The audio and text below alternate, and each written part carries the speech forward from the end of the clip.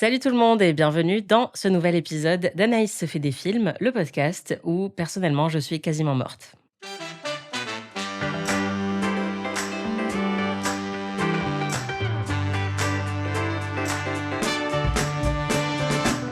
Anaïs se fait des films. Se fait quoi? Anaïs se fait des films. Qui se fait des films? Anaïs se fait des films. Cette semaine, je vous propose un truc un peu spécial. Vous le savez, dans ce podcast, j'aime plutôt parler de l'actualité des cinémas et des sorties récentes. Mais parfois, ça fait aussi du bien de se poser sur son canapé et découvrir ou redécouvrir un classique. Et comme actuellement je suis un petit peu fatiguée par mes nombreux déplacements à travers le monde, je me suis dit qu'une fois de temps en temps, ça pourrait être chouette d'inviter quelqu'un et de laisser cette personne me dicter le programme et de venir débriefer avec moi un de ses films préférés. Un concept vraiment inédit, jamais vu auparavant et surtout pas dans mon podcast précédent Amis, dont vous n'avez évidemment jamais entendu parler.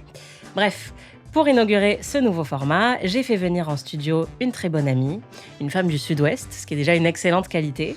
C'est aussi une très bonne partenaire de festival puisqu'elle est journaliste ciné à Canal+, et c'est peut-être la seule personne qui me bat en daddy issues.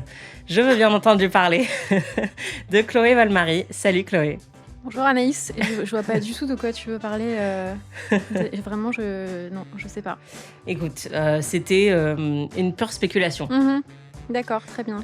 Écoute, je suis ravie d'inaugurer ce format avec toi. Merci beaucoup pour l'invitation. Merci, et on va évidemment parler de ton attachement à Casper.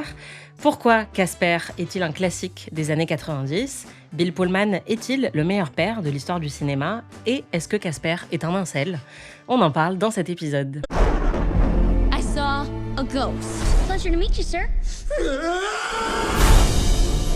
Hi, I'm Casper. Oh look, it's Casper. Sorry. Remember ghosts? Are we scary or what? They're simply spirits with unfinished business. All I want's a friend. Come with me if you want to live. Can you hurt me? No. Can I hurt you? No. Cool.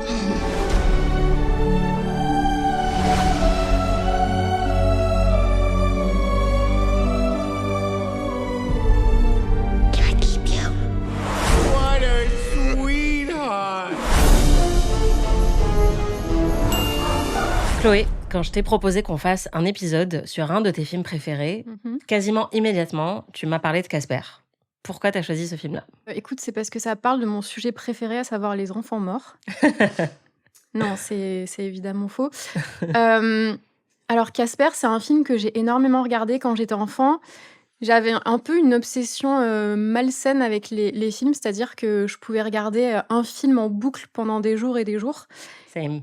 Bon, à l'époque, on avait les VHS, on n'avait pas les plateformes, donc je pense qu'on était aussi restreint en termes de quantité de films qu'on pouvait regarder. Mais Casper, c'est vraiment un film que j'ai énormément regardé quand j'étais enfant. Je pense que je l'ai découvert, je devais avoir peut-être 8 ans. Et il est récemment sorti en version 4K, donc une version remasterisée.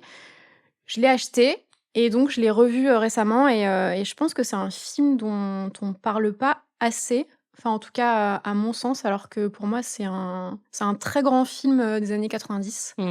Donc, ça m'a semblé tout à fait opportun de te proposer Casper.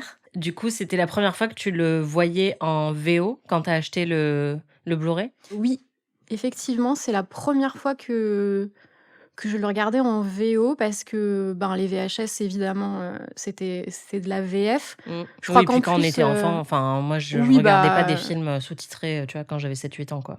Clairement. Je n'étais pas un enfant bobo parisien. Clairement, et en plus, je pense, dans mes souvenirs, je pense que c'était même pas une VHS officielle. Je pense que c'était une VHS qui avait dû être enregistrée par mon père un soir où le film était diffusé. Donc, merci à mes parents d'avoir enregistré des cassettes. Est-ce qu'on disait gravé pour les cassettes ou juste pour les DVD ? Pour moi, on disait enregistré. Ok. Mais je pense que c'est la première fois que je le voyais en VO. Et c'est marrant parce qu'il y a des petites phrases. Du coup, tu parlais de est-ce que Casper est un incel ? Et il y a notamment une phrase qui est en VO. Et je me suis dit, je vois un peu où tu veux en venir avec cette question. Alors que c'est pas la même en VF. Ok, on va en reparler. Ouais. Comment est-ce que tu me pitcherais le film rapidement en moins de 30 secondes? Je te dirais que c'est l'histoire d'un fantôme, qui n'a pas envie d'effrayer les gens, mais plutôt d'en faire, ses amis. Ce fantôme, c'est un petit garçon qui est mort, tragiquement, qui s'appelle Casper et un jour, il découvre l'existence d'un psy pour fantôme et ce psy a une fille et il tombe amoureux de cette, jeune fille et il va tout faire pour, les faire venir dans son manoir. Bravo. J'ai totalement omis de parler, de la méchante du film. Oui, bah, on c'est vrai que ça va... commence avec ça, mais Ouais, on va y revenir. oui. Le film a été réalisé par Brad Silberling, le saviez-tu, marié à Amy Brenneman, qui est une actrice qu'on a vue dans The Leftovers, dans Private Practice aussi, et qui l'avait rencontrée sur NYPD Blue, je crois, et qui joue là la Oui. femme décédée dans ce film. Donc c'était une collaboration entre eux. Enfin, j'imagine que c'est pour ça qu'il a voulu la faire venir aussi, puisque lui, c'était sa première réalisation. Donc c'est assez fou pour un premier long métrage quand même d'avoir Ouais. fait quelque chose d'aussi bien et d'aussi maîtrisé, je trouve, visuellement. Et Ouais, le film a totalement. été coécrit par 2 femmes, Sherry Stoner et Diana Oliver. Mais c'est pas une idée originale, il était inspiré d'un comics. Ouais et d'ailleurs le comics, ça vient d'une maison d'édition, il me semble, qui s'appelait Harvey Comics et c'est pour ça que le héros du film, interprété par, ton cher Bill Pullman, s'appelle, Dr Harvey. C'était un clin d'œil, à la maison d'édition et d'ailleurs, il me semble que donc au départ, les comics donc je crois que ça avait été racheté ensuite par Harvey, mais que ça existait déjà avant et il me semble que dans la première version, l'histoire, c'était effectivement un enfant qui était mort et qui était devenu fantôme et dans la deuxième version de ces comics, ils avaient laissé tomber cette, histoire-là parce qu'ils la trouvaient trop triste. Mmh. Donc c'était en gros, Casper, c'était juste un fantôme, qui a toujours été fantôme et qui n'avait pour seul travail que d'être un fantôme. Ouais, sauf Et que ça n'a pas de sens, ça quoi. n'a pas de sens et donc le film, quand il a été, produit par Spielberg, ils ont tenu à garder cette, trame, narrative dramatique, Mmh. mais qui fait quand même l'intérêt du film et le réalisateur d'ailleurs, j'avais lu ça, que lui-même avait perdu sa femme, peu de temps avant la réalisation Ouais. et que ça a beaucoup, infusé justement le film. Ouais, c'est ça. Sa femme précédente, avant qu'il soit avec Amy Brenneman, était actrice et elle a été tuée par un stalker. Ouais, c'est ça. Donc en plus, il l'a perdue dans des circonstances assez tragiques. Mmh Et mh. c'était un gros cas à Hollywood. Et donc, ouais, je trouve que ça a une résonance encore plus forte de voir Mmh. Amy Brenneman dans ce rôle-là quand on sait tout ça. Et tu as raison de mentionner Spielberg, qui était donc producteur du film, parce que quand je t'ai contacté pour savoir de quel film tu voulais parler, je crois que le premier que tu m'as balancé, c'était Jurassic Park. Ah beh, c'était une blague, Anaïs. Je sais que tu as vu Jurassic Park. Mais oui, Bah, Spielberg, j'aurais pu évidemment. ne pas le voir. Oui. Mais je pense que pour les gens de notre génération, et pas que évidemment, mais on appartient à une génération, je pense, qui a été très marquée par cet univers-là Mmh. à l'enfance.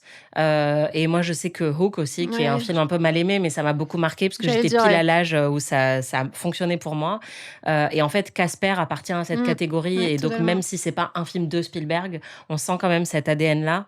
Et je trouve que c'est marrant tout de suite, enfin, quand on parle aux gens de notre génération de leurs films préférés, souvent, t'en as un qui est un Spielberg, en fait. Tu vas voir E.T., tu vas voir Jurassic Park. Ouais. Enfin, on a été totalement formés par ces films-là, quoi. Non, mais c'est sûr. Et d'ailleurs, enfin, moi, je classe vraiment Hook et Casper un peu dans la même catégorie, c'est-à-dire que c'est des films familiaux. Enfin, c'est fait à destination, enfin, notamment pour les enfants, mais ils revêtent quand même une dimension très dramatique. Et pour le coup, Hook, ça parle aussi un peu de la même chose que je trouve que Casper. Ça parle évidemment de la parentalité, mais ça parle aussi de la perte, du souvenir. Enfin, je trouve que ouais, ces deux films-là, ils ont quand même des échos un peu similaires. C'est un sad dad movie.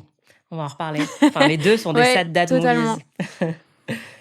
Moi, contrairement à toi, je ne l'avais pas revu depuis bien 25 ans, je pense, puisque comme toi, je l'ai vu vraiment beaucoup à l'enfance. Je pense que c'était même un de mes films préférés. Et que j'avais un énorme crush sur le gamin qui jouait le Casper humain. Comme tout, oui, mais Ouais. aussi, bien sûr. Bah, Inévitable. Alors que vraiment, j'ai éclaté de rire quand je l'ai revu. Mais du coup, ouais, j'avais vraiment pas revu le film depuis l'enfance. Et je m'éloigne tragiquement de plus en plus de l'enfance, chaque jour qui passe. Et en plus, je l'avais jamais vu en VO non plus. Donc là, c'était vraiment une redécouverte totale. Et j'étais trop contente que tu me le proposes parce que clairement, je sais pas si je l'aurais revu dans d'autres circonstances, tu vois. ouais. Et c'était conforme à tes souvenirs ou pas? Honnêtement, il y a certaines scènes où j'étais là, ouais, c'est gravé dans ma mémoire pour toujours. Genre quand elle s'endort, Kat, Ouais. et qu'il lui dit, il est près d'elle, et qu'elle lui dit, ah, tu peux fermer la fenêtre, il fait un peu froid. Oh, ça m'a donné des C'est frissons parce rien qu'il qu'en lui le fait un revoyant. bisou et qu'elle sent son petit Oui, air voilà, comme c'est ça. ça. Oui. Et bon, un peu chelou aussi, mais c'était Pas une autant que scène. Robert Pattinson dans Twilight, mais Non, c'est ça, c'est ça. Mais clairement, ouais, c'était une scène qui était. Enfin, en fait, avant même qu'elle arrive, elle m'est revenue, tu vois. Mm. Mais par contre, il y avait plein de trucs que j'avais totalement oubliés, et notamment, je pense, toute l'intrigue autour de la méchante Carrigan, là. J'avais vraiment oublié qu'il y avait Ouais. tous ces rebondissements, en fait, où il y a une espèce de chasse au trésor dans le Mm. film, et effectivement, l'enjeu de redonner potentiellement sa vie à Casper. Enfin, je me souvenais qu'il dansait un slow et qu'il était humain pendant qu'il dansait le slow. Et je me souvenais qu'il y avait la femme morte qui revenait faire coucou, et que ça offrait une espèce de closure, ou enfin de conclusion un peu apaisée au père et à la fille. Mais honnêtement, je me souvenais pas de beaucoup plus de choses que ça. Mais je trouve que l'intrigue autour de la méchante, pour moi, c'est un peu le point négatif du film. C'est que je Ouais. trouve que ça sert à faire avancer le scénario et tu comprends qu'ils ont voulu mettre un petit peu de cartoonesque dedans parce que c'était à destination des enfants. Mais je trouve que c'est très en dessous du reste du film. Et je pense que c'est peut-être aussi pour ça que tu l'as oublié. C'est que ça marque peut-être un peu moins quand tu vois le film. Peut-être que c'est la sous-intrigue qui est peut-être la moins intéressante. Enfin, moi, en tout cas, les deux méchants, pourtant, j'adore les méchants de films en général. Et très souvent, c'est mes personnages préférés. Mais là, je trouve qu'ils sont tellement...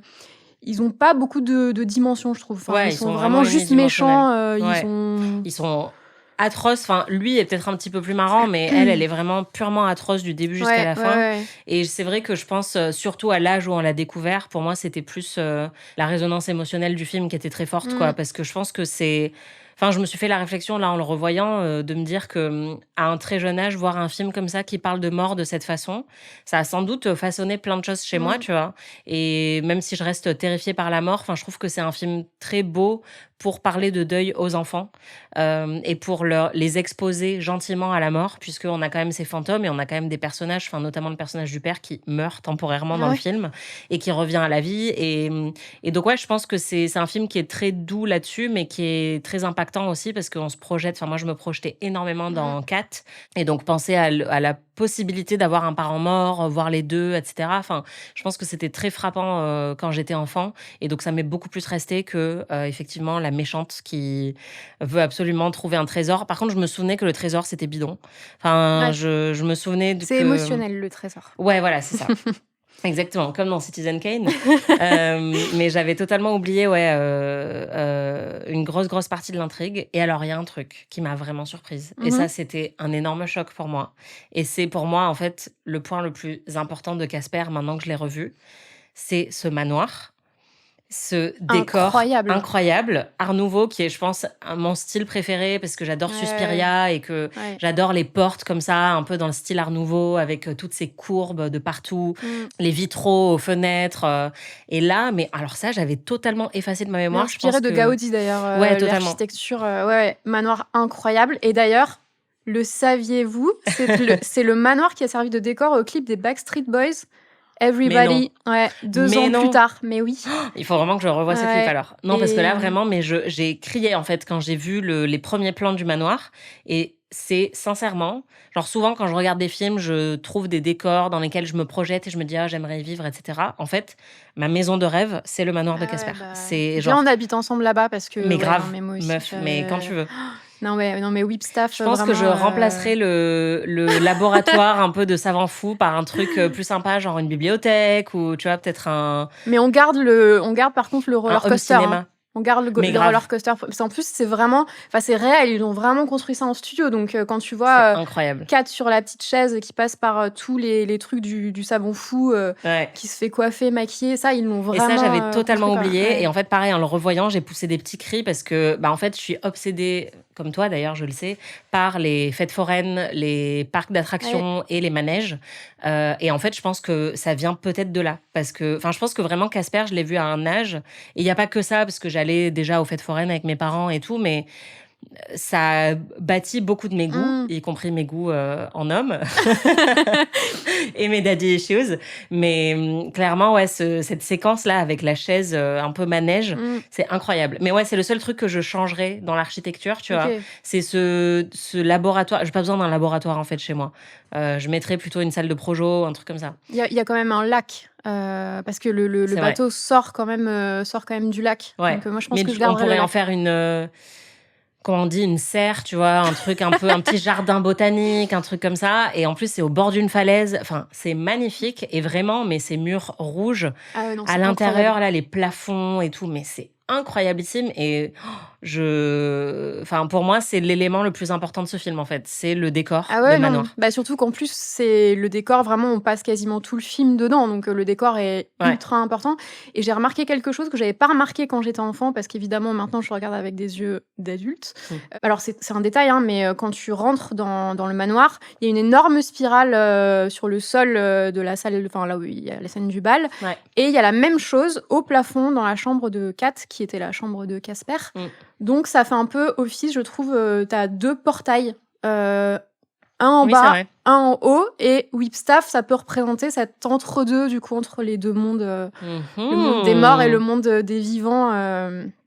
Donc, j'aime bien cette théorie, ouais. Ouais, grave. Et j'ai vu qu'effectivement, le plafond, là, avec la spirale, c'est vraiment inspiré de Gaudi. Ouais.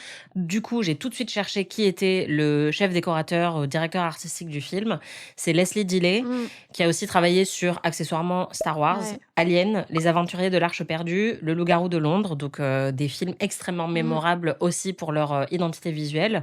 Il a aussi travaillé sur 2 films de Mimi Leder que j'adore, Un monde meilleur, dont on se moque souvent, mais pour moi, les décors aussi d'Un monde meilleur sont parmi les aspects les plus marquants du film. Ça se passe à Las Vegas et c'est une vision totalement différente du Las Vegas qu'on imagine en tant que touriste. Et Deep Impact, qui est aussi un film de science-fiction Mais avec des scènes j'adore dans Deep l'espace. Impact, purée. Mais moi aussi. Oh là là.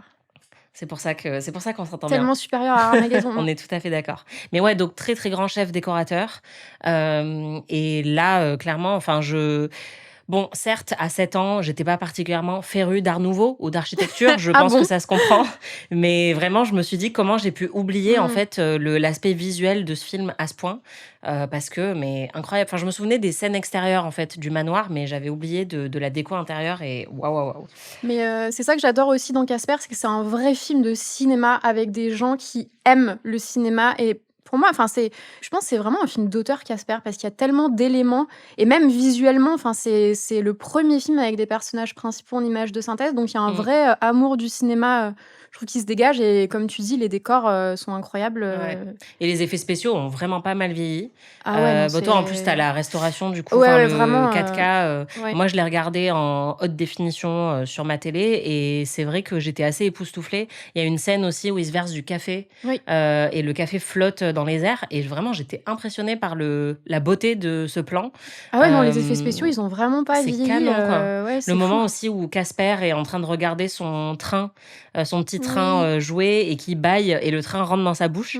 Ce plan est génial aussi. Enfin, vraiment, visuellement, c'est vrai que c'est très réussi. Alors après, bon, Brad Silberling a rien fait de très, très remarquable par la suite. Ah, il a fait les désastreuses aventures des orphelins Baudelaire Ouais, avec Jim Carrey. je haïs. D'accord. Là, pour le coup, c'est là où je pense que nos DA Non, s'éloignent, mais toi et moi. honnêtement, je l'ai vu parce que oui, j'aime tout ce qui est gothique et un peu dark et tout, mais je trouve qu'il y a un peu trop de cabotinage dans les orphelins Baudelaire. Ouais, c'est ça. Moi, j'aimais bien les livres, mais déjà, ça me faisait très peur. Ouais. Et l'adaptation, j'ai pas trop kiffé. Mais ouais, globalement, ce n'est pas un grand nom d'Hollywood, Non. Brad Silberling, alors que ce film-là, Casper, est vraiment resté dans l'histoire, je pense. On va résumer un petit peu les points clés du film. Bon, honnêtement, c'est pas une intrigue non plus foisonnante, hein, mais l'élément déclencheur, c'est cette femme, Carrigan, qui hérite de ce manoir et qui est une personne assez exécrable, une bitch autodécrite, hein. Totalement. Décrite Ouais. par les autres et par elle-même, qui apprend qu'il y a un trésor caché apparemment dans ce manoir, mais elle ne peut pas y accéder puisque le manoir est hanté. Et donc, elle va essayer par tous les moyens de déloger les fantômes qui occupent le manoir, et elle va pas y arriver jusqu'au moment où elle va embaucher donc Harvey et sa fille pour déloger les fantômes. Mais d'ailleurs, dans la scène où elle essaye de faire désespérément partir les fantômes, il y a quand même des grosses références pour adultes Ouais. au cinéma. Et ça, pareil, que j'avais totalement zappé quand oui, j'étais enfant, puisque j'avais pas vu, je pense, T'as pas tous vu ces films-là. L'Exorciste quand t'avais 7 ans? Écoute, je l'ai vu quand j'avais 11 ans. Ok. Ou 12, donc j'étais pas loin. Mais non, effectivement, et ouais, là, j'étais frappée aussi de voir ça parce que je pense qu'on associe beaucoup plus notre époque contemporaine aux refs pop culture. Maintenant, quand je vois un film qui sort aujourd'hui avec des refs pop culture, bah, je trouve ça très drôle. Mais tu vois, pour moi, les films de mon enfance ne contenaient pas eux-mêmes des Ouais. références de pop culture plus anciennes. Et donc, ça m'a vraiment fait marrer de voir ça. Effectivement, il y a L'Exorciste, il y a Ghostbusters. Ouais. Ça m'a beaucoup fait rire quand il dit « Who you gonna call? Somebody else ». J'adore cette réplique.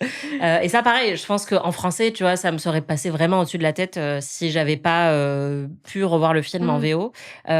J'ai noté aussi Shining. À un moment, il y a un des fantômes qui est dans la douche. Ouais, il y a Carrie au bal du diable aussi, le déguisement de la, Ah, mais de grave. la petite à la fête de fin d'année. Bah, après, il y a tous les moments où Harvey se regarde dans le miroir et il devient Clint Eastwood, Mel Ouais, Gibson, Mel Gibson. Il y a les aussi... contes de la crypte. Ouais, il y a Casper qui cite Schwarzenegger, enfin qui prend la voix de Schwarzenegger dans Terminator 2 et qui dit Come with me.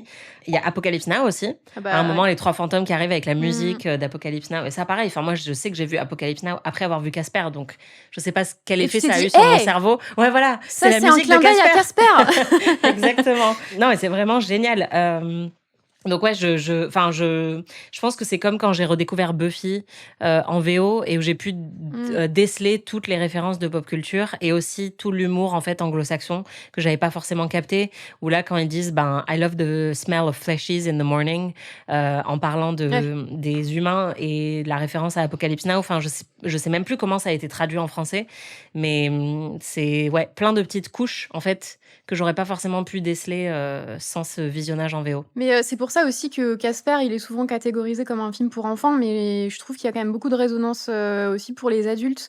Et tu parlais de Hook tout à l'heure, et ce que j'aime aussi dans Casper, c'est que je pense qu'il y avait vraiment beaucoup de films dans les années 90, enfin fin 80, 90 aussi, parce que je mets aussi l'histoire sans fin dans ce genre-là. C'était des films qui étaient à destination des enfants, mais qui abordaient quand même des thèmes qui étaient assez sombres, notamment la mort, enfin voilà, l'histoire sans fin. C'est quand même, enfin l'histoire est quand même assez horrible. Moi, je l'ai plus jamais vu depuis l'enfance, ça m'a vraiment traumatisée pour le coup. Bah oui, il y avait, enfin moi je l'ai regardé énormément de fois, mais je pense que c'était parce que j'avais j'avais ce trauma de la mort, de la disparition, du néant. Enfin il y avait quand même quelque chose qui était cauchemardesque. Mais tous ces films-là, moi, je les aime bien parce qu'ils s'adressaient aux enfants, mais ils les prenaient pas pour des idiots. Enfin, vraiment, ça abordait des sujets lourds. Et j'ai l'impression qu'aujourd'hui, on n'a plus ça. Ou alors, il faut aller les chercher dans les films d'animation. J'ai l'impression que c'est plutôt Pixar qui a repris ce truc-là. Et encore pas tous, parce qu'il y en a quand même beaucoup. Enfin, Hollywood est de plus en plus policé, quoi. Et je pense que dans les films d'animation qui vont être un peu plus à la marge, mais globalement, enfin, tu vois, même Soul, qui est un des derniers auxquels je pense qui parlait de mort. En fait, c'est enfoui sous tellement de métaphores que tu n'as plus vraiment un lien direct avec la mort d'un personnage. Et donc, effectivement, j'ai du mal à imaginer des films aujourd'hui qui arrivent à aborder avec autant de franchise des thématiques comme ça. Bah, en fait, je réfléchissais s'il y en avait même un qui était sorti en live action, je parle. Vraiment, film fantastique, familial, mais qui aborde des thématiques assez sombres. Je réfléchissais et j'en trouvais pas. Par contre, il y a eu le film Pixar En Avant, qui a pas eu un gros succès, mais qui parlait... Là, pour le coup, c'était le thème principal, c'était le deuil, qui était très bien d'ailleurs, ce film-là. J'ai pas vu ça. Donc c'est pour ça que j'ai l'impression que c'est plus dans les films d'animation aujourd'hui qu'il y a... C'est plutôt eux qui s'emparent de ça, j'ai l'impression, que les films live action à destination des enfants. Bah oui, et puis bon, on est quand même... Bon, après, j'allais dire, dans Casper, la mort ne compte pas vraiment, puisque... Enfin, il y a des personnages qui sont ramenés à la vie, tout ça, mais on est aussi dans un écosystème maintenant. Enfin, tu regardes toute la phase Marvel qui s'est terminée avec Endgame. Oui. Bon, bah en fait... la fin, c'est jamais la fin. Voilà, la fin n'est jamais la fin, exactement. Donc, on est plus dans cette culture-là, à l'heure actuelle. Et c'est vrai que si vous voulez exposer vos enfants à ces idées-là, bah voilà, à la mort, montrez-leur Casper et l'histoire sans fin. Mais ouais, moi, l'histoire sans fin, je l'ai jamais revue. Je serais incapable d'en parler. Honnêtement, je me souviens plus de rien. Peut-être que ça pourra donner un futur épisode du podcast, mais... Moi, c'est marqué au fer rouge dans ma mémoire, mais... J'ai trop peur de le revoir, quoi. On ne peut pas écrire Casper sans père. Très bon. J'aimerais qu'on parle de Bill Pullman dans le rôle du Oui, père. Anaïs, on va en parler. Non, parce que moi, je pense que j'ai pas capté. Parce qu'évidemment, quand j'étais enfant, j'avais pas un crush sur Bill Pullman. J'avais un crush sur le gamin qui joue Casper, tu vois. Et en fait, après, j'ai vu Bill Pullman dans Independence Day et je l'ai vu dans plein d'autres petits rôles. Et je le trouvais extrêmement sexy. Et j'ai réalisé récemment dans Ami, quand on a regardé While You Were Sleeping, L'amour à tout prix, avec Sandra Bullock et Bill Pullman, où j'ai réalisé à quel point ce crush m'avait marqué. Ouais. Et je suis revenue en arrière et je disais, mais oui, c'était le père dans Casper. Et en fait, je pense que c'était une présence tellement bienveillante et rassurante et une figure paternelle tellement belle dans ma construction, tu vois, dans la construction de mon imaginaire, en fait, que ça m'a, pour le coup, marqué au fer rouge, quoi. Et aujourd'hui, bon, c'est vrai que j'ai beaucoup plus un crush sur Bill Pullman que sur le gamin qui joue Casper. Je suis passée de l'autre côté. Qu'est-ce que tu penses de lui dans ce rôle-là ? C'est vrai que quand j'étais enfant, ce personnage-là, j'y prêtais pas vraiment d'attention parce que je m'identifiais évidemment beaucoup plus au personnage de Christina Ricci, à Kat. Mais en le revoyant, je trouve que c'est vraiment un personnage qui est extrêmement bien écrit, évidemment très bien joué.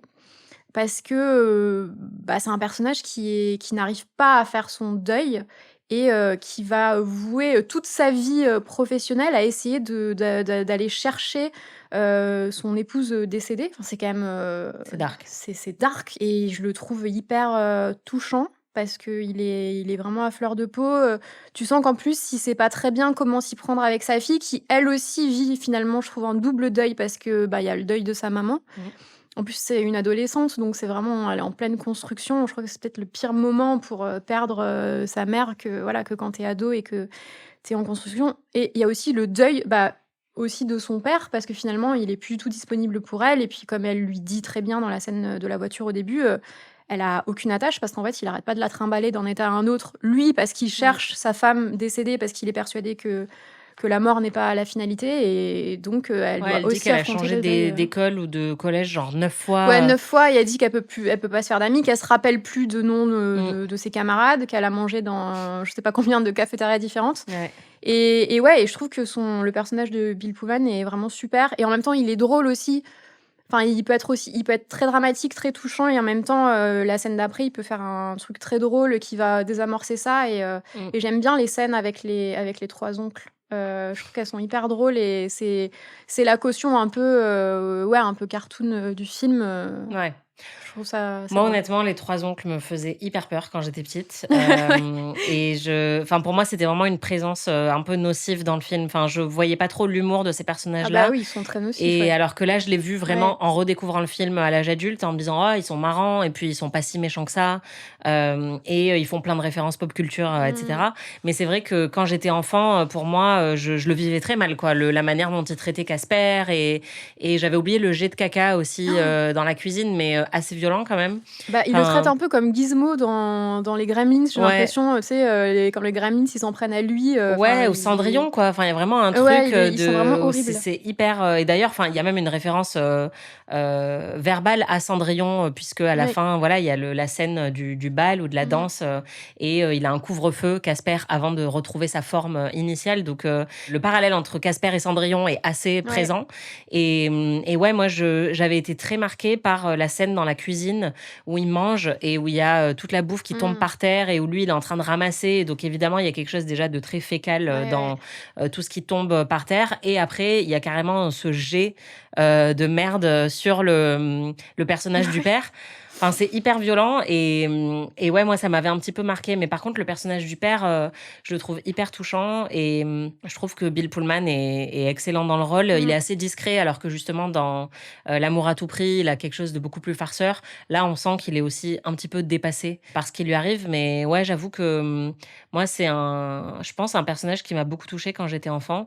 Mais comme toi, je m'identifiais beaucoup à Kat, le diminutif de Cathy, comme on nous le dit au début du film, qui est joué par Christina Ricci et qui est incroyable. Moi, pour le coup, là, j'étais... comme moi, j'étais enfant, elle est ado, donc j'avais une vraie admiration pour elle. La bague sur le pouce, moi, c'est vraiment un truc où après, je portais toujours ma bague sur le pouce parce que je voulais être aussi stylée qu'elle, quoi. Mais moi, c'est l'idole de l'idole absolue de mon enfance, Christina Ricci. C'est que, bon, évidemment, avant Casper, elle était Mercredi Adams. Ouais. Et Mercredi Adams, voilà, c'était toute ma vie à l'époque. C'est ton inspi numéro 1. Ah ouais, non, mais absolue idole. Et alors, c'est marrant parce qu'après Casper, elle a fait un autre film qui s'appelle Souvenir d'un été, dont je parle beaucoup à beaucoup de gens, mais personne ne connaît ce film parce qu'il est jamais sorti en France. Ouais, et je je l'ai jamais sais vu. pas pourquoi mon père avait enregistré ce film à la télé. Bah, sans doute parce que tu devais lui parler de Christina Ricci Sûrement. en mode je suis obsédée par elle. Et Et- moi, à l'époque, je découvrais souvent des films random parce que j'étais fan d'un acteur ou d'une actrice. Hein. Et vraiment, ce film m'a énormément marqué parce que c'est un film sur l'adolescence aussi. Et d'ailleurs, elle a engagé l'acteur qui joue Casper à la fin du film pour qu'il joue avec elle dans Souvenir d'un été. Et il fait aussi son love interest dans Souvenir d'un été. Trop Donc, mimes. si jamais tu veux le revoir, Bah ouais, et ça parle de quoi du coup Souvenir d'un été, Ouais. c'est du coup ça parle d'un été. Et du souvenir de cet été. En fait, c'est un flashback. Ça commence avec des adultes qui se réunissent parce qu'il y a une baby shower d'une d'elles qui va accoucher. Et elles se remémorent le dernier été qu'elles ont passé toutes ensemble dans leur petite banlieue américaine. Et c'est vraiment un film sur la construction, Ok. sur le deuil aussi, beaucoup. Je pense qu'il y avait quand même un motif très récurrent dans mon enfance C'est qui clair. parle de la mort. Alors, est-ce qu'il y a la mort Est-ce Ouais. qu'il y a des enfants Ah, mais morts complètement, mais je crois que j'ai vraiment un gros trauma là-dessus. Mais je pense que c'est lié au fait que mes parents m'ont montré peut-être des films qui étaient pas de mon âge et j'ai peut-être eu ce trauma où après j'ai essayé de regarder d'autres films dessus. Mais est-ce que c'est vraiment un trauma? Parce que j'ai l'impression qu'encore aujourd'hui, tes goûts sont très liés à ça. Enfin, on n'est Je pas suis toujours obsédée, d'accord, mais on se rejoint quand même beaucoup, je Ouais. pense, sur nos goûts cinématographiques. Et on a des univers, et notamment les univers un peu sombres Mm. et gothiques, comme tu disais, qui nous Ouais. attirent toutes les deux. On aime toutes les deux les films d'horreur. Donc c'est quand même quelque chose que tu as gardé à l'âge adulte Oui.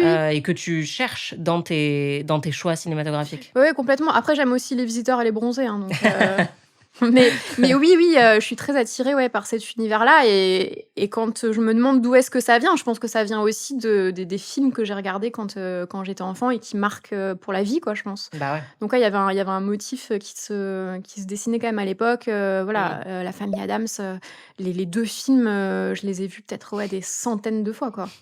Mais j'étais obsédée par Mercredi Adams et puis Kat dans le film. En fait, j'avais pas Elle est un géniale. crush sur Kat, mais je pense que je voulais être elle. Moi aussi. Il y avait ce truc-là. Et ce qui est un peu un crush aussi, en fait. Oui. Enfin, c'est souvent la frontière est un peu fine, mais moi je pense que j'avais, c'était sans doute un peu ça. Je voulais être elle, alors que sa vie ne fait pas du tout rêver dans le film. Enfin, malgré cette magnifique maison. Malgré le manoir, oui. Mais c'est vrai que son sort est plutôt triste. Mais ouais, je crois que... Ouais, je sais pas. Moi aussi, je crois que j'avais très envie d'être elle. Mhm. Et par contre, il y a un truc que j'avais totalement zappé et qui m'a fait beaucoup rire quand je l'ai redécouvert. C'est le fait que son père, donc, est psy pour fantôme. Mais oui, mais c'est génial. Mais en fait, c'est il l'homme est- parfait. Mais oui.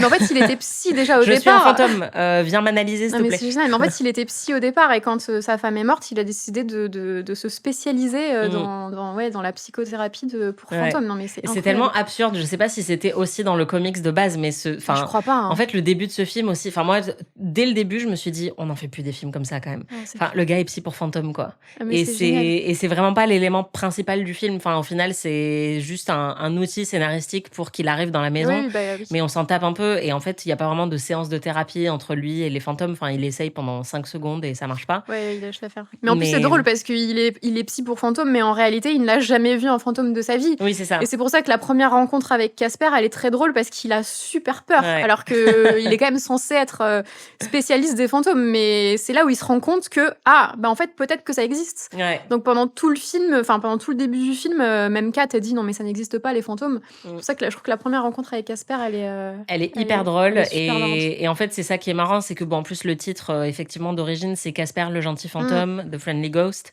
Et leur première rencontre avec un fantôme, et la première rencontre de tous les personnages du film, d'ailleurs, avec un fantôme, c'est Casper, Ouais. qui est donc vraiment le fantôme le plus gentil qu'on puisse imaginer, qui a un peu une tête d'œuf. Enfin, on est à mi-chemin entre l'ampoule et le fantôme de Vin Diesel et un bébé. C'est un peu bizarre, mais moi, du coup, ça me fait marrer d'imaginer que les gens se mettent à crier en le voyant. Bon, après, une apparition surnaturelle ferait sans doute peur, quoi qu'il arrive, et ferait crier. Oui. Mais il a l'air tellement choupi que tu te dis, bon, ça se voit qu'il est pas menaçant, quoi. Ouais, je sais Il est pas. trop gentil. Enfin, la première rencontre, celle qu'on voit dans le film, c'est quand même des gamins qui vont dans le manoir parce qu'ils ont un défi, il faut qu'ils se prennent en photo. Oui. T'imagines, t'es dans un manoir comme ça et tu vois la petite tête de... je sais pas. C'est Bah, comme c'est les clair. dauphins. C'est comme les dauphins. Tu vois, les dauphins, tu te dis c'est gentil et tout, mais est-ce que si t'en vois un sous l'eau, C'est vrai que c'est des gros tu violeurs, vas les pas dauphins. avoir peur? Et d'ailleurs, Casper ressemble un peu à un dauphin, Oui, donc je mais pense c'est que pour ça tout est que je lié. dis ça, ouais. Mm, Mais les dauphins, tu vois, tu te dis objectivement, c'est mignon et tout. c'est vrai. Si t'en En croises fait, un c'est sous l'eau, trop lisse pour franchement, qu'on je suis puisse pas leur faire sûre. Ouais. confiance. Mm. Je sais pas. Les trucs qui ont pas de poils comme ça, moi, je pense qu'il faut s'en méfier un peu. Même si les poissons ont rarement des poils. Je sais pas dans quoi je suis en train de m'aventurer là en termes Dans de... le pacte des loups, il y a un d'analyse, poisson mais- à poil. C'est vrai, Ouais. mais les créatures du pacte des loups Il faut sont en parler incroyables. aussi. Ouais, mais là aussi, Oh, purée, prochain podcast. on est bien en plus. d'accord. Mais on a déjà fait le pacte des loups Ah, avec Xavier merde. Lacaille dans Putain. Ami et c'était très très drôle. Mais oui, j'adore le pacte des loups aussi. Grosse rêve de mon enfance. Ouais. Euh, Bah, oui. Mais oui, non, Casper, il est trop choupi. Et puis d'ailleurs, je me suis fait la réflexion à un moment, justement, juste après la scène où il s'endort avec elle et il lui fait un petit bisou. Ma scène Il se préférée. couche au pied de son lit. Et j'étais là, mais en fait, c'est un fantôme de compagnie. Genre, c'est pas un petit ami, c'est un chien, tu vois. Et ça aussi, peut-être que ça a impacté beaucoup, tu vois, ma vision des relations romantiques Mm. après, d'une manière pas du tout cohérente ou réaliste. Parce que je me disais, en fait, c'est trop bien, ton petit ami, il est là, genre, une fois tous les 6 mois. Il te fait un bisou sur la joue et après, il s'allonge au pied de ton lit. Et il te laisse globalement tranquille, tu vois. C'est un peu un bon deal. Ouais, je pense que c'est pas mal. Et en plus, il peut vraiment te trimballer partout parce qu'il a la capacité de voler et en plus de te Oui. transporter sur les hauteurs d'un phare. C'est vrai que tu peux voler avec. Et par contre, moi, j'avais totalement oublié qu'il pouvait se déplacer grâce au courant électrique. Ouais, c'est vrai. Ça Mais aussi, il fait c'est beaucoup quand de même- choses. Hein. Il fait beaucoup de choses et c'est un peu... Ça fait partie de beaucoup d'éléments dans ce film qui sont un peu genre « Oh, c'est bien pratique, ça ». Bah, Il y a quand même beaucoup, ouais. beaucoup de « Oh, c'est bien pratique Mais après ça, je pense que c'est vraiment peut-être des ingrédients faits justement pour les enfants plus, parce qu'il y a un côté un peu marrant. Mais, ». Oui, mais oui, moi aussi, j'avais totalement oublié toutes les capacités qu'il avait, quoi. Ouais. Alors, est-ce qu'on peut quand même arriver au débat central qui est est-ce que Casper est un incel? Parce que moi, en revoyant ce film aujourd'hui, avec mes yeux walkie-walk, je vois quand même un... Certes, c'est un petit garçon mort. Donc, techniquement, il est célibataire involontaire. Enfin, Mais le pauvre, il est tout petit. il est tout petit, mais en fait, il la voit à la télé Mm. et il décide qu'il va l'attirer dans le manoir en manipulant en fait plein de choses puisqu'il va convaincre Carrigan d'embaucher le père de Kat pour que il se retrouve voilà avec Kat qui dort dans sa chambre, tout ça. Et bon, ça à la rigueur, why not? Mais ensuite, il est très jaloux parce qu'elle a un date pour sa soirée d'Halloween et il insiste beaucoup. Vraiment, elle lui dit non, non, non, non, non, je veux pas aller à ce date avec toi. Enfin, j'ai déjà un date et t'es un fantôme, je te le rappelle. Et en fait, il arrête pas de ouvrir les tiroirs. Enfin, elle ouvre les tiroirs, il est dedans, il lui dit et là, et là, et là. Et il est très insistant quand même. Mm. Moi, je trouve que à minima, c'est un peu un mec toxique. Mais alors déjà, est-ce qu'on peut dire que Casper est un mec? Casper est un fantôme toxique. Et je pense qu'on n'en parle pas assez. Et je pense qu'il faut qu'on dise les termes. Alors, c'est marrant parce que je vois un peu ce que tu veux dire et ça rejoint ce que je disais au début. Il y a une réplique qui est dans, je pense, ma scène préférée du film. D'ailleurs, la scène où il l'embrasse sur la joue et elle lui dit « Est-ce que tu peux fermer la fenêtre ?» Ouais. Il lui dit en VO, il lui dit « Can I keep you ?» Oui. Et en VF, il lui dit tu restes avec moi ». Ce qui n'est pas exactement Voilà, la c'est même ça. chose. Oui, et Can I Keep You, moi, ça m'a gêné un peu. Ouais, et C'est genre, bah, en fait, tu alors ne moi, la ça m'a pas possèdes gêné, mais j'ai vu ce que tu voulais dire, du coup. Bah, surtout qu'il l'embrasse, donc, sans son consentement. Oh, j'adore appliquer des grilles de lecture woke à un truc qui n'a pas lieu d'être, tu vois, mais elle est en train de s'endormir, il l'embrasse et effectivement, il lui dit « Je veux te garder Mm. et Est-ce c'est vrai que je peux te garder? Est-ce que je peux te Ouais. garder? Mais c'est vrai que c'était beaucoup plus mignon en VF. Est-ce que je peux rester avec toi? C'est beaucoup plus choupi. Mais ouais, c'est un peu un fuck ghost, tu vois. Non, là, tu vas trop loin. Alice. Bon, après, je pense qu'il faut se mettre à sa place. Alors, au niveau de la timeline, il me semble qu'il est dans ce manoir depuis environ un siècle. Ouais. Donc, imagine un siècle où t'es tout seul, sans amis. Je comprends, mais il y a une différence. En Avec fait, c'est tes ça le 3 truc, c'est oncles que bourrés. moi, ce que j'aime bien, c'est que c'est clair, le pauvre. D'ailleurs, faut en parler. Pourquoi il y a ces 3 oncles? Genre, pourquoi est-ce qu'ils font une réunion de famille dans C'est le... vrai, Alors, pourquoi? Et bah, peut-être parce qu'ils ont été chargés de s'occuper de lui après leur mort ou qu'ils ont un unfinished business par rapport à lui, tu vois. ouais, c'est très... Peut-être que c'est eux qui l'ont tué, je sais pas. Donc, Ce serait imagine dark, une mais- vie de souffrance C'est vrai que, ouais, solo avec tes 3 oncles bourrés. pendant un siècle. Qui chient des cookies tous les matins. C'est Donc- un peu chaud, quoi. Donc, bon, là, le pauvre, Lui, Oui, il mais veut il y a une juste un différence ami, hein. entre oui, il veut oui, mais en Une fait, c'est amie, ça le pardon. truc, c'est que il veut une amie, mais le film brouille quand même les frontières là-dessus. C'est-à-dire que ami, c'est Il y a très quand même un choupi, bisou. mais il y a quand même un bisou et il y a quand même Ouais. une tension romantique et il veut pas qu'elle aille en date, etc. Donc c'est pas que amical. Mais par contre, j'aime beaucoup la fin du film parce que là, pour le coup, on revient à quelque chose d'amical Ouais. et on comprend que leur histoire d'amour est vouée à l'échec puisque c'est un fantôme. Mais en même temps, pour nous enfants, on avait besoin de ce bisou et on avait besoin de le voir incarné par un vrai garçon. Donc je comprends hein, l'intérêt, mais c'est vrai que là, en le revoyant de nos jours, j'étais un peu plus, ouais, enfin, je m'interrogeais quoi sur son insistance. Mais évidemment, ça n'a aucun sens d'appliquer ces codes modernes, alors que des mecs insistants au cinéma, enfin, il y en a depuis la nuit des temps, et que ça a été montré comme romantique depuis la nuit des temps. Donc c'est pas Mais aussi, il faut qu'on en parle de la musique de James Horner qui est absolument magnifique. Ouais. Et pour moi, c'est une de ses meilleures musiques. Chef-d'œuvre. Enfin, J'avais totalement oublié et en fait, ça m'est revenu là pareil, c'était vraiment étrange comme expérience parce que dès qu'elle a démarré, je me suis mise à la fredonner. Ouais, tu la Mais connais. j'avais pas vu le film depuis 25 ans, j'ai Ah pas non, réécouté mais la musique, mais c'est vrai qu'elle m'a vraiment marqué quoi. la berceuse de Casper, enfin, le thème principal du film au piano, je le trouve sublimissime. Et rien, enfin, juste entendre la musique, vraiment, je peux me mettre à pleurer, quoi. Mmh. Tellement, je trouve qu'il y a vraiment une dimension, mais il y a une dimension mélancolique, une dimension, enfin, douce, mélancolique. Enfin, Très, je très trouve douce, qu'elle ouais. est incroyable, cette musique. Ouais. Et ouais, et c'est vrai, James Horner, on en parle beaucoup pour ce qu'il a fait, enfin, pour Titanic et Braveheart et tout ça, mais ouais. Qui Mais sont les mêmes musiques. Rappelons-le. mais on parle pas assez de ce qu'il a fait pour Casper, je trouve, alors que, enfin, C'est ouais, vrai. la Parce que musique est Casper, il faut incroyable. le dire, c'est un film qui a pas eu un énorme succès critique à sa sortie, qui n'a reçu aucune nomination ou prix dans des cérémonies importantes. Scandaleux. Scandaleux. Bah non, mais Oui. c'est vrai que rien que pour la musique, on aurait pu imaginer. Et en fait, c'est un film qui a eu un très gros succès par contre au box-office, puisque si je ne m'abuse, il avait 55 millions de dollars de budget et il a plus que triplé puisqu'il a fait 250, je crois, au final. 290 millions de dollars de recettes au box-office, donc énorme succès. Et c'est fou de le voir aujourd'hui et de se dire que bah, nous, 30 ans plus tard, on est vraiment toujours très marqués par ce film. Et il est de toute évidence resté dans la postérité, mais sur le coup, au-delà de son succès commercial, ça n'a pas non plus été une évidence quoi, sur la qualité de ce film. C'est vrai, et c'est marrant parce que quand, enfin, en préparant ce podcast, je suis allée regarder, du coup, j'ai revu des choses, enfin, des scènes et tout ça sur YouTube. J'ai réécouté la musique et dans les commentaires, il y a tellement de gens qui sont là encore aujourd'hui et qui demandent, «Quelqu'un est là en 2026?» Enfin, vraiment, les gens, tu sens que des gens de notre génération ont été profondément marqués par ce film et qui fait encore office aujourd'hui, ouais, c'est un film culte pour énormément de gens.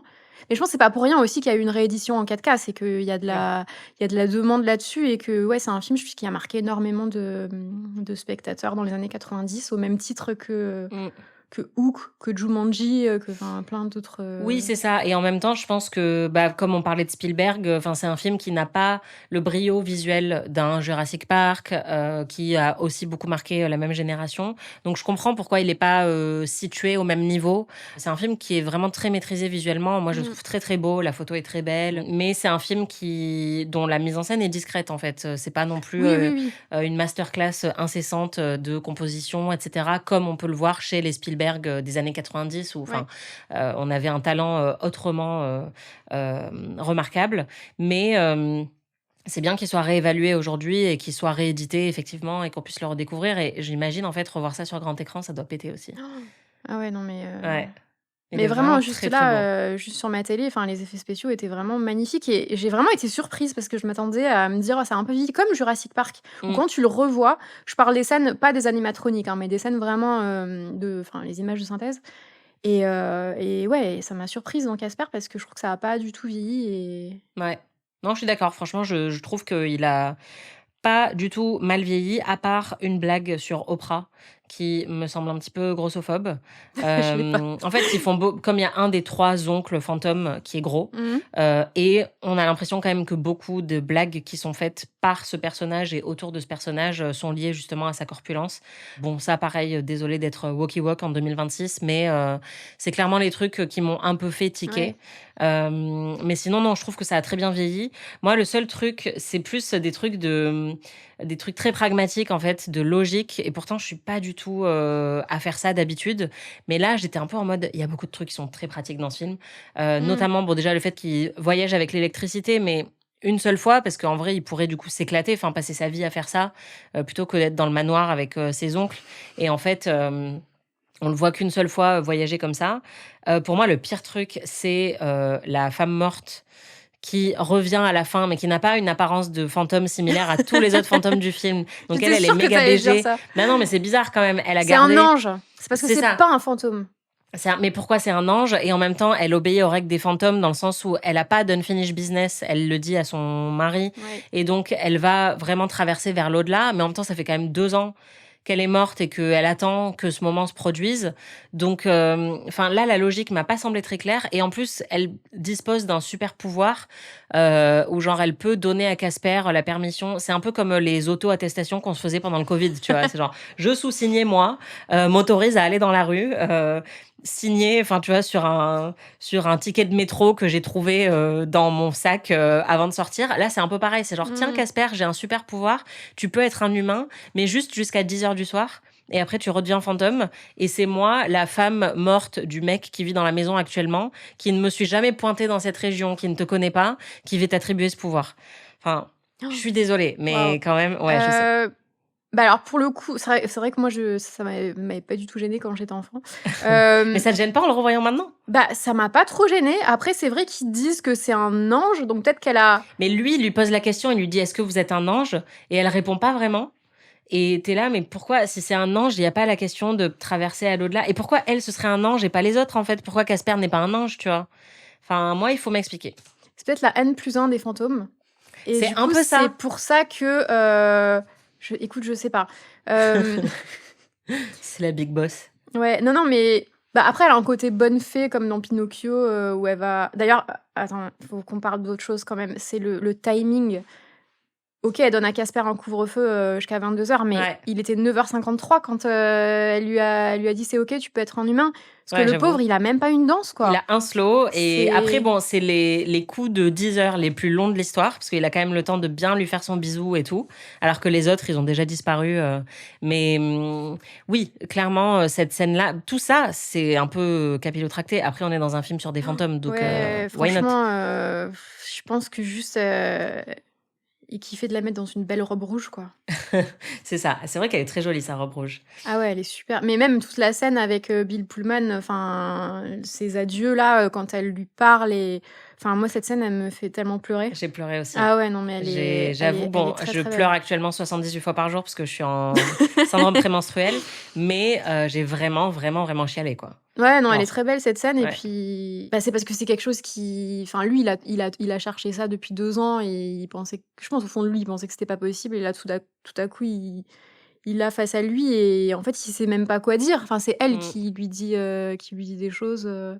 Ouais, et puis elle lui donne, enfin, ce qu'on aimerait tous savoir justement quand on perd quelqu'un, c'est qu'elle revient pour lui dire, voilà, enfin, prends soin de notre fille, n'oublie pas ci, n'oublie pas ça, et puis je vous attends pour le moment où on pourra se retrouver, mais enfin, t'inquiète pas, je disparais pas, quoi. Et je pense que je me souviens pas honnêtement. Enfin, moi, je me souviens que quand j'étais gamine, c'était vraiment le bisou, quoi, mon focus. Et alors que là, j'ai été extrêmement émue par les 2 personnages adultes, parce que forcément, maintenant, je suis adulte et j'ai sans doute l'âge qu'a le père de Kat, Ouais, ou c'est peut-être ça. pas, tu vois, parce qu'il a une fille quand même qui est ado. Mais enfin, voilà, je m'identifie beaucoup plus à cette histoire-là et beaucoup moins à l'histoire de Kat, même si, voilà, le fait qu'elle soit harcelée à l'école, enfin, ça me touche encore. Mais là, ouais, cette scène m'a vraiment percutée, quoi. Ouais, mais en plus, finalement, quand tu y réfléchis, ça donne quand même une grosse happy ending au film et ça donne quand même aussi un message de dire, bah en fait, la mort, c'est finalement pas une finalité, et vous vous retrouverez une fois que voilà. Enfin, en tout cas, on peut l'accepter. On peut se remettre de la mort d'un proche, ce qui ne veut pas dire l'oublier ou le trahir si on poursuit notre vie sans cette personne, mais juste, voilà, c'est rassurant, effectivement, surtout pour un enfant, de se dire, bah, ils sont là quelque part et c'est pas, effectivement, ouais, c'est pas une fin tragique. Même si c'est une fin pour ce personnage, quoi. Ouais, c'est une fin émouvante, mais elle est pas tragique parce que, enfin, lui, il arrive, voilà, il y a une closure, comme tu disais tout à l'heure. Est-ce que tu crois aux fantômes, toi? J'aimerais bien y croire, mais Tu crois pas aux fantômes? Ouais, je suis surprise. non, franchement, je crois Moi, pas. j'y crois et je pense que c'est totalement à cause de Casper. Hein. Je sais pas, mais je me pose des fois la question, mais ouais, je crois que je pense que j'y crois pas. Mais j'aimerais bien y croire. Ok. J'aimerais bien me dire que ça peut exister. Je sais pas. C'est une vaste question. Mais j'aimerais bien. Moi, j'ai déjà eu des fantômes. Hein.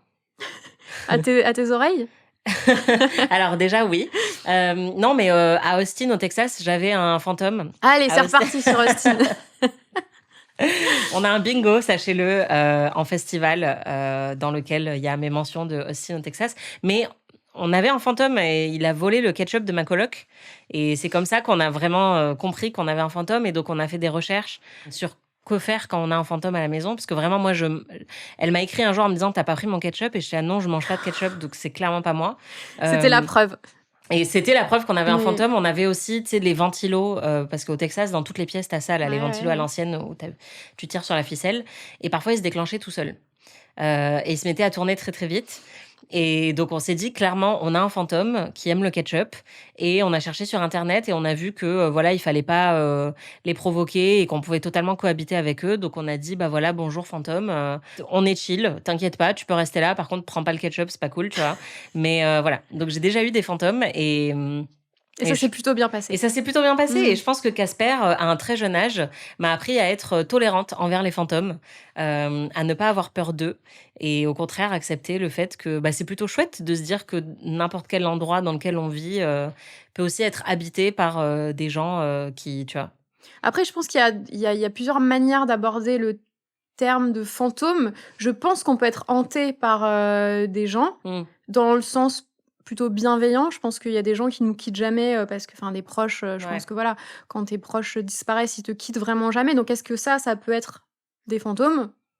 Là, oui. Bah, je pour pense. le coup, j'y En fait, crois, c'est vrai qu'on a une association négative avec les fantômes et le fait de hanter. Mais c'est ça que j'aime bien avec le film, c'est qu'il prend un peu ça à rebours avec des fantômes qui, au final, sont très inoffensifs et qui n'ont pas, d'ailleurs, un pouvoir de nuire énorme, enfin, à part Carrigan, tout ça. Mais ils pourraient, s'ils voulaient, être très, très nocifs, mais ils ne le sont pas tant que ça. Si tu pouvais hanter quelqu'un, tu hanterais qui, toi? Ah, purée. Moi, Gérald Darmanin, je pense. Pourquoi? Je sais pas, je pense que c'est... Ah, mais pour le torturer, tu veux dire? Ouais. Ok. Moi, je pense que ça serait peut-être un truc de vengeance. Tu vois, quelqu'un qui a pas été cool avec moi quand j'étais enfant ou ouais, peut-être un ex. Peut-être un truc comme ça, ouais. Ouais. Pourquoi pas? Mais je crois que je suis tellement pas méchante au fond de moi que même ça, j'arrive pas trop à. Ou alors, ça serait plus pour être genre aller hanter un chef d'un restaurant 3 étoiles, par exemple. Ou Grave. tu vois, tu peux en profiter pour aller bouffer. Je sais pas. Ouais, j'avoue. Bonne idée. Ouais. Donnez-nous vos suggestions de hantage. Hantise. Hantise, c'est bien ça le mot. Ouais. Parfois, j'ai un peu du mal avec la langue française. C'est parce que t'as passé trop de temps à Austin. C'est ça. Je suis trop American. Bon, moi, on l'a compris, c'est les décors, mon aspect préféré. C'est quoi ton aspect préféré du film? Non, mais moi aussi, en vrai, le manoir, je pense que c'est ce que je préfère dans le film. Ensuite, ce que j'aime dans le film, c'est tout ce que ça raconte sur le deuil, sur la mort, les sur enfants la morts. mort, l'absence. Non, mais sur voilà tous les sujets que ça aborde, et je trouve que c'est très bien écrit. Mais oui, effectivement, Whipstaff, je pense que c'est incroyable. Je pense que c'est vraiment l'élément que je préfère, surtout qu'on y passe tout le film. Donc ouais, je pense que c'est aussi ça et les cheveux de Bill Pullman quand même, qui sont indétrônables, je pense. C'est vrai qu'il est plutôt très bien coiffé dans ce film. Ah, il a une chevelure, mais incroyable. Mais moi, tu sais que je découvre Bill Pullman à cause de toi. Hein. C'est Enfin, vrai? je veux dire sous un angle un peu crush, quoi. Ouais. Parce que moi, Bill Pullman, je l'ai jamais considéré. Enfin, Alors qu'en vrai, on est oui, d'accord. ouais. Non, mais c'est vrai. En BG. plus, ouais, ça lui va très bien ce rôle et puis ses petites lunettes et Mm. vraiment un télo. Ouais. Et même dans, je sais pas si t'as vu la série qui s'appelle Sinner, Ouais. qui était avec Jessica Biel, en tout cas la première Si, j'ai saison. regardé la première saison de ça. Ouais, et Ouais. moi aussi que la première saison, et il est poivre et sel, petite barbe, toujours ses magnifiques cheveux. Et vraiment, je crois que c'est là que j'ai réalisé. Donc Mm. j'étais là, ok, mais sexy daddy en fait, vraiment. Ouais, c'est vrai. Et son Ouais. fils lui ressemble énormément. Et son fils lui ressemble pas mal, ouais. Mais il a pas la même voix. Et je trouve que Bill Pullman aussi, la voix fait beaucoup. Il a Oui, c'est une vrai. voix un peu éraillée. Bref, voilà. Bill Pullman, bel homme. C'est quoi ta scène préférée? Bon, tu nous l'as dit, c'est la scène... En fait, j'en ai plusieurs, je crois. Alors, vas-y. Ça va pas arranger nos affaires. J'aime énormément la scène, parce que je trouve que c'est un vrai pivot dans le film, la scène où il l'emmène sur le haut du phare à côté de Whipstaff et Ouais, où il se elle est très confesse. poétique. Oui, et où il se confesse pour la première fois finalement, parce que elle connaît pas son histoire. Lui, il la connaît un peu en surface, mais elle lui dit qu'elle a peur d'oublier sa maman, et lui, il lui dit qu'il ne se rappelle plus de rien de son enfance, et il lui parle aussi de comment il est mort. Enfin, quand même, c'est tragique, puisqu'il lui dit qu'il est tombé malade suite à... Il a fait de la luge, et du coup, on imagine qu'il a D'ailleurs, chopé une petite ref à pneumonie. Citizen Kane aussi, j'imagine, la luge. Ouais, possible. Mm. Et on imagine Spoiler. on imagine qu'il a chopé une pneumonie, et il dit qu'en gros son père s'en est jamais remis, et c'est pour ça qu'il a inventé la machine à faire ramener les morts sur Terre, sorte de Frankenstein Donc finalement. en fait, on a 2 sad dad dans ce film. Ah bah complètement, et surtout le sad dad numéro 2, celui de Casper, il est quand même... c'est Frankenstein, quoi. Il a mis au point le Lazarus pour faire revenir son fils à la vie. C'est quand même tragique parce C'est vrai. que il n'y est pas arrivé. C'est Donc vrai. il est mort. D'ailleurs, où est le fantôme du papa? Mais je me suis posé la question aussi, parce qu'en plus, il avait du unfinished business Ah bah pour oui, le coup. totalement, ouais. Mais je crois que par contre, ce film m'a donné des attentes irréalistes concernant la possibilité de ne pas mourir. Et je lui en veux un peu parce que moi, je refuse vraiment cette éventualité. Mm. Et si tout le monde avait ce petit élixir là rouge, ce Mais serait tu cool. peux finir en œuf au plat quand même. Fais attention. C'est vrai, c'est vrai. Why not, hein? Donc oui, cette scène est très belle parce qu'ensuite il y a la scène où, justement avec la fameuse réplique Can I keep you, qui est dite sur la magnifique musique de James Horner, et vraiment il y a un moment où il prononce cette phrase, et là t'as les petites notes de piano. Non, ça je pleure à chaque fois. Je trouve que cette scène est très très très belle. Et la deuxième scène que je préfère, c'est celle du bal, je crois. Mais Ah ouais. parce que Avec le bisou. Ah bah non, mais là je pense que ça fait appel vraiment à un truc de l'enfance où il y a ce petit garçon qui a un visage incroyable. Il a vraiment un visage d'ange, quoi. Il Il a l'air un peu mort. Il est très beau. Mais déjà, tu vois, à Il est très l'époque, blanc, quoi. j'étais vraiment attirée par ce truc de morbide. Par des cadavres. Non, mais ouais, il y a le truc du bal, parce que le bal aussi, ça représente beaucoup de choses dans les films américains, et c'est une sorte de... Voilà, c'est un passage aussi, et... Puis il y a tout le décorum Halloween, tout ça. Oui, c'est ça. Moi, ça, j'adore aussi. J'avais oublié que ça se passait pendant Halloween, même si ça fait énormément de sens. Et j'adore ça, mais ouais. J'avais pas capté qu'on allait transformer Anaïs se fait des films en podcast nécrophile, mais... J'adore, je vais venir plus souvent, du coup. Bah ouais, grave. Ouais. Mais ouais, moi, Top 5 cadavres les plus sexy au cinéma. Non, mais moi, c'est vraiment ces deux scènes, je crois, qui sont... peut-être les deux scènes les plus marquantes du film, finalement. Je sais pas. Toi, c'est lesquelles? Moi, j'aime beaucoup aussi le Can I Keep You quand elle est en train de s'endormir. Et elle lui dit ferme la fenêtre, c'est très beau. Et j'aime beaucoup la scène avec le siège où elle descend l'escalier, le manège, quoi. Vraiment d'une inventivité incroyable. La mise en scène est parfaite, la musique, c'est hyper ludique en fait. Et donc ça, ouais, j'adore. Et j'aime aussi beaucoup la scène où Casper noue les lacets de tous les élèves de la classe de Kat, voilà, pour se venger d'eux puisqu'ils sont méchants avec elle. Et donc il se moque d'elle pendant tout le cours, et à la fin du cours, il y a ce plan large où ils se lèvent et ils trébuchent tous en même temps. C'est hilarant, et ça, je m'en souvenais encore très très bien, et j'ai adoré revoir ce moment. Ça aussi, c'est une idée visuelle assez brillante, je trouve. Ouais. Mais ouais, moi aussi, j'aime beaucoup la scène où elle descend dans le manège, là. C'est un truc qui me faisait rêver aussi. Puis c'est quand même très pratique. Ouais. J'aimerais bien l'avoir C'est aujourd'hui, ce clair. truc-là, d'ailleurs. Moi aussi. Et il y a un autre truc qui est génial. Parce que bon, c'était un peu un inventeur fou, du coup, comme tu le dis, ce père. C'est la machine à casser les œufs.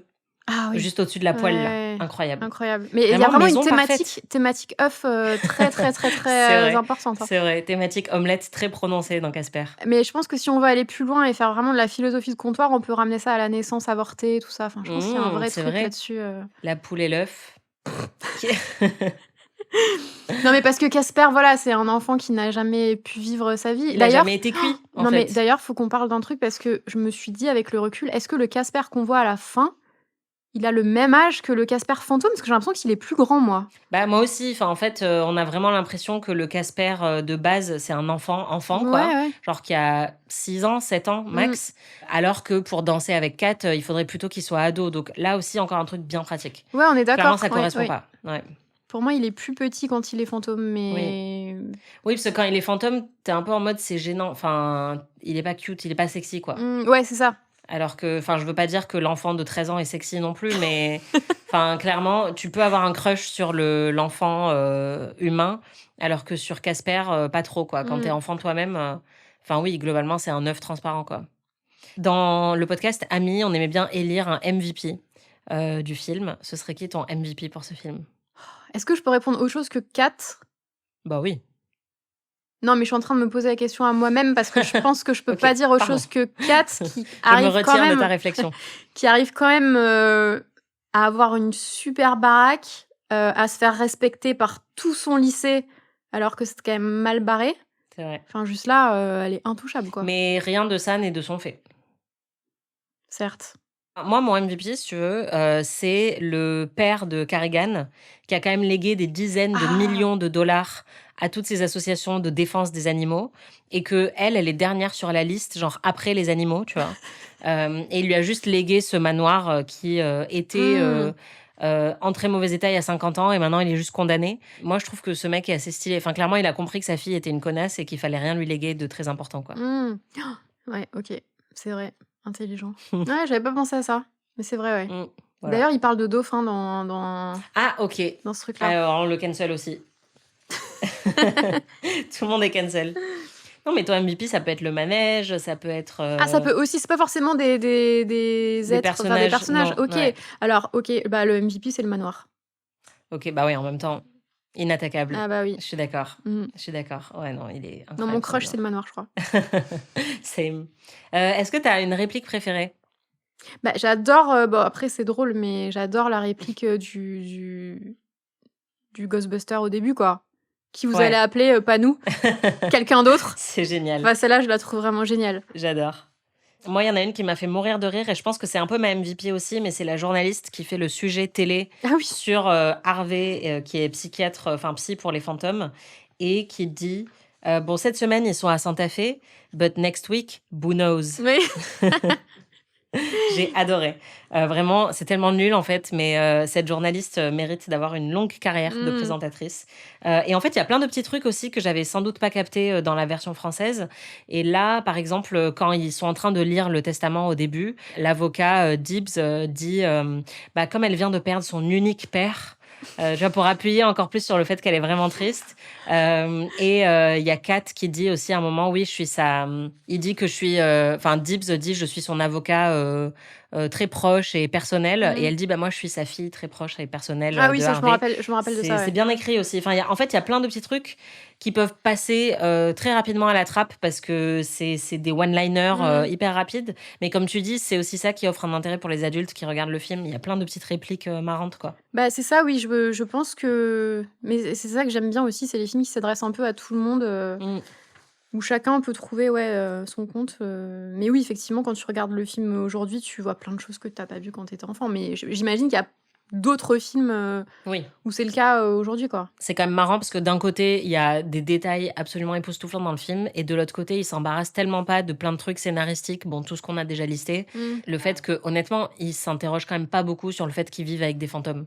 Enfin, ils ont peur quand ils découvrent Casper et le lendemain ils prennent le petit-déj avec, quoi. Ouais. Enfin, tu vois, il y a pas non plus une énorme crise existentielle Mais sur attends, le le fait film, que... il peut pas durer 5 heures. Non, mais tu peux avoir genre t'imagines une séquence où ils sont un peu en mode ok, donc waouh, enfin qu'est-ce qu'on va faire? On vit avec des fantômes, mais Mais c'est moi, je pense vraiment que c'est juste qu'ils voulaient rester dans le manoir. En fait, ils se sont dit, on n'a pas le choix, on veut habiter dans cette incroyable demeure, il va falloir qu'on c'est vrai.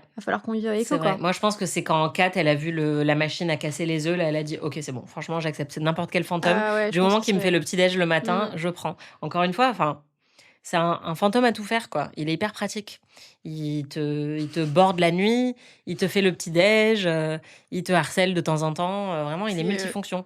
parfait. Et en Mm. plus, quand t'as un peu trop chaud, il peut se C'est vrai qu'il peut faire il peut te faire un clim. petit bisou. Ouais, Ouais. c'est trop extrêmement pratique. Ouais. Ce qui, pour le coup, n'est pas du tout réaliste parce que la plupart des hommes sont des radiateurs. Donc, c'est généralement un des rares intérêts. Est-ce que tu parles de Jacob dans Twilight, là? Oui, mais globalement, Mm. j'ai l'impression que c'est un peu répandu, non? Mm. Les mecs qui ont le sang chaud, Ah, littéralement, quoi. ouais.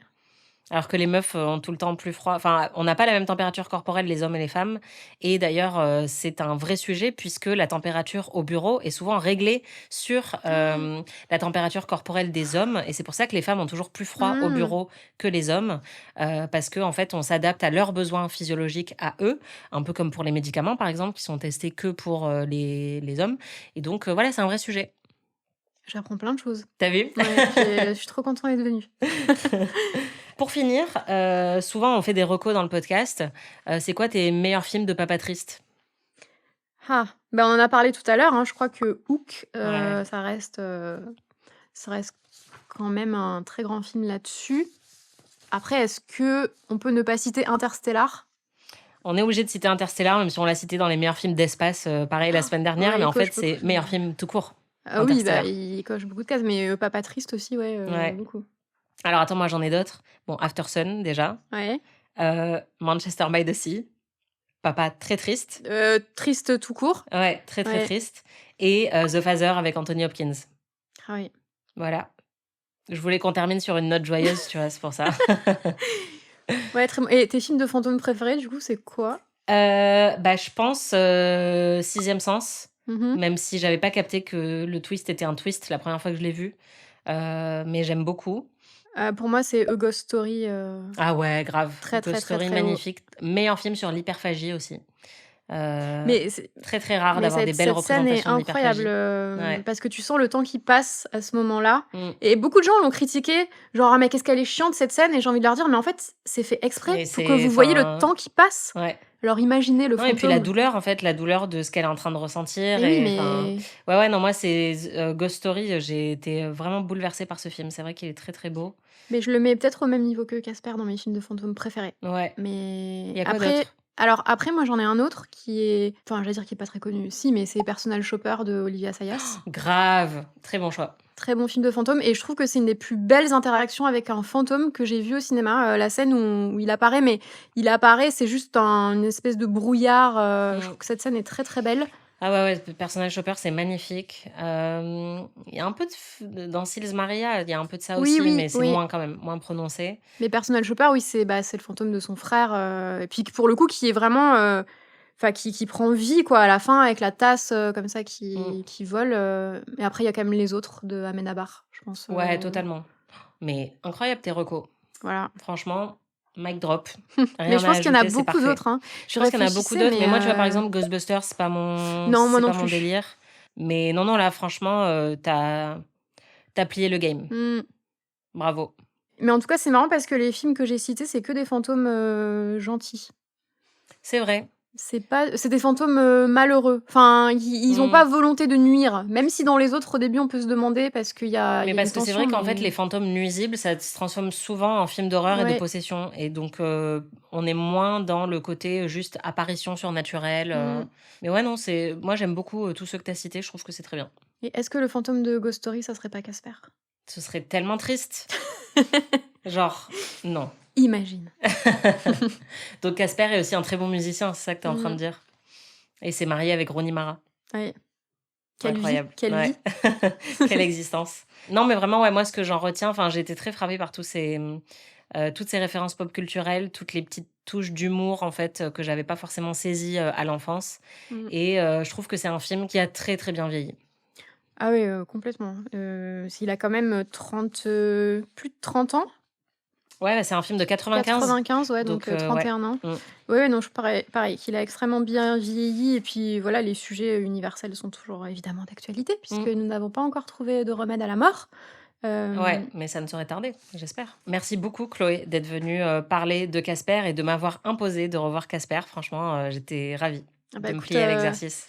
Avec un immense plaisir. Et puis quand tu veux, pour que je revienne parler de la mort, c'est un sujet qui m'intéresse toujours beaucoup. Grave. Et de toute façon, on pourra t'entendre, je pense, dans le podcast très prochainement, puisque tu seras à Cannes, et moi aussi. Et donc, vous avez déjà entendu Chloé dans les premiers épisodes de Anaïs se fait des films quand on était à Cannes, et aussi à Venise. Et donc là, on pourra t'entendre à nouveau pour débriefer plein de choses. D'ailleurs, je suis en train de penser, mais Sound of Falling peut être un film de fantôme. Hein. Totalement.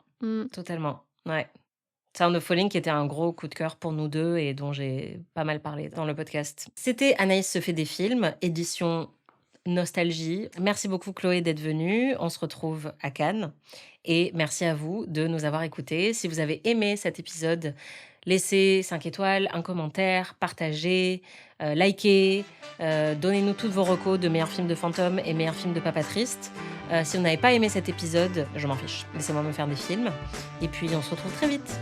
Anaïs se fait des films. Se fait quoi? Anaïs se fait des films. Qui se fait des films? Anaïs se fait des films.